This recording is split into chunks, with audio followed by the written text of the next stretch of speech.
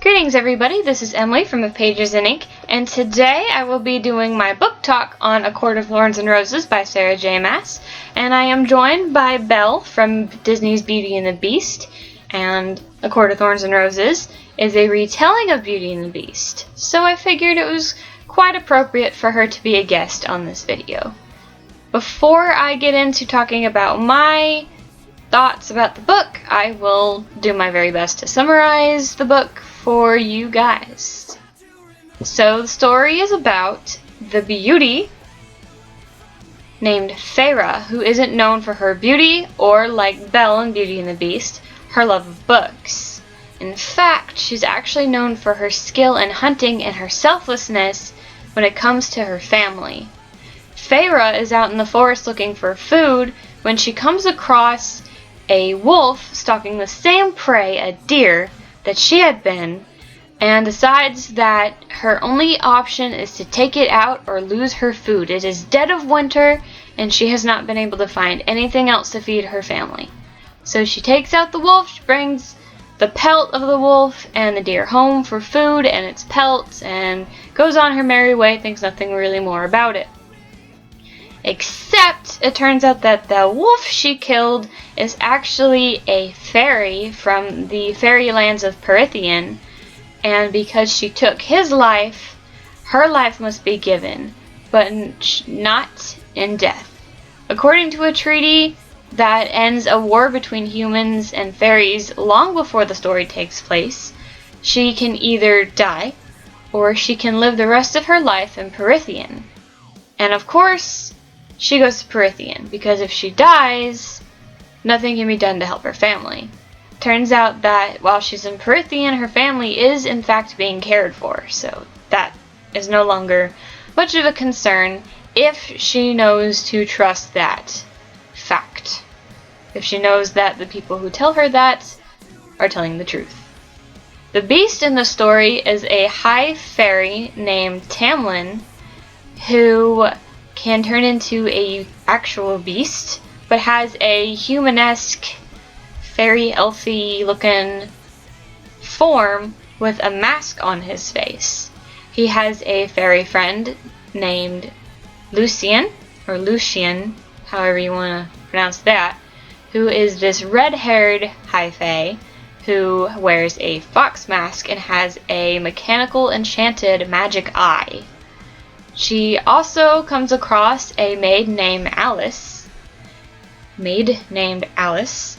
who has a bird mask, a little weird, and it turns out that the reason that all of these people are wearing masks are not because they're trying to hide their identities from her, because they're fairies, they can use glamours.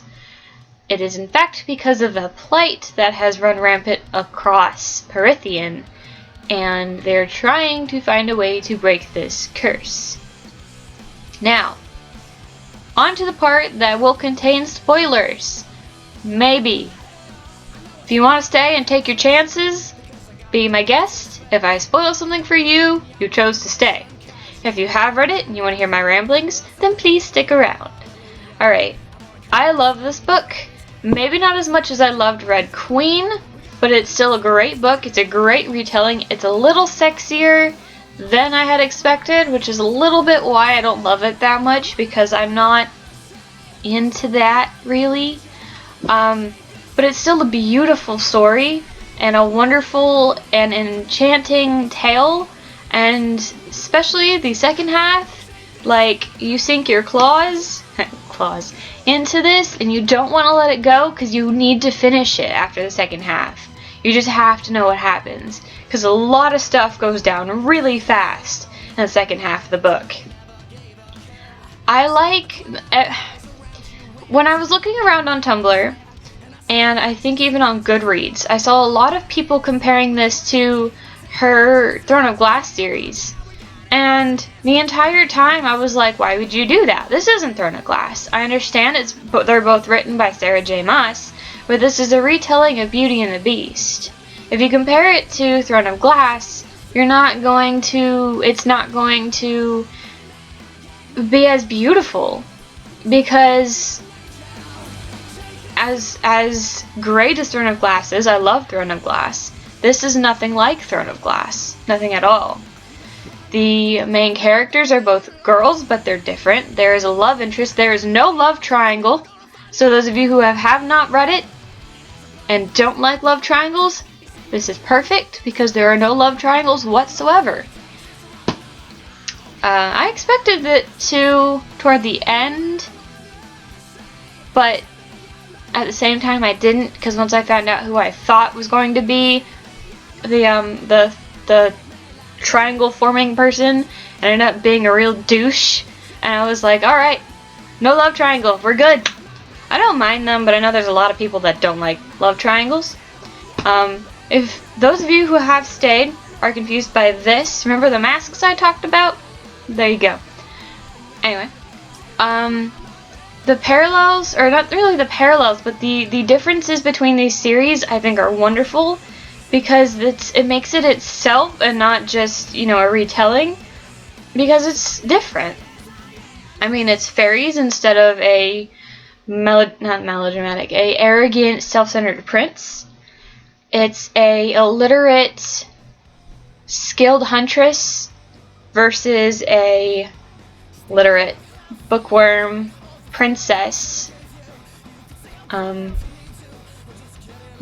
whole castle isn't really enchanted. It actually turns out to be glamored, and there's fairies everywhere, but at first she doesn't see them. It's not really a spoiler, and there's not really much there. Forgot how to say her name. I was about to say Amaranth, and I know that's not how you say it. Amarantha. Amarantha. The Fairy Queen? Holy crap. She's about on par with Queen Levana from the Lunar Chronicles in the amount of evil that, like, emanates from her, and the amount of times you want to stab her for being such a witch. She's a great antagonist, though. And there's another character, Reese. I love Reese. You know, he's pretty much a douche and seems to be an antagonist for most of the time that he's there, but you actually really learn to appreciate his douchery, because he has a reason for it, and that reason actually turns out to be helpful. One thing that I really want to see from Sarah J. Maas, maybe not so much a sequel, but maybe a novella about the time when Tam is under the mountain, because I want to know how all that goes down, even if it's just like in Reese's point of view or a third person point of view. I want to know what goes on under the mountain before Feyre gets there, while Feyre's there, and maybe even just a little bit on the final moments of the book there. Like I said, it's a little sexier than I wanted. It kind of made me uncomfortable, so if you're not very big on sexiness, I wouldn't read it, or once it gets up to that point, just skip a few pages and you're good. Like, I've actually thought about cutting out those pages, because if my brother wants to borrow this book, I do not want to explain why he shouldn't read it. That'll be an awkward conversation. But at the same time, I don't want to do that to my books. And, you know, Sarah J. Maas, I mean, it's only a couple pages, so probably not a lot of thought went into it. But, you know, it's still part of the story, and it helps to strengthen, I guess, the romance between the characters. And it's a good book. I think I give it a 4 out of 5. It's just, I'm not that in love with it that I thought I was going to be, but it's still a really great book. I'm probably going to reread it again in the future, and I am looking forward to what their claims to be, which is a sequel in May next year. So, I'm excited for that. I'm gonna let you guys get a... I'm not cursed. I'm gonna let you guys get a close-up of this. If you haven't seen one of my videos where I show you guys, this is beautiful. It's got little swans and diamonds. Alright, that is all from me, my fellow booklers, and I will see you next time. The next book on my list to read that you should stay tuned for this is actually the cover because the book is sitting on my bed, but An Ember in the Ashes by Saba Tahir. And I'm super excited! So, when I'm done with this, you will be seeing a book talk from me. But until then, I will see you all later.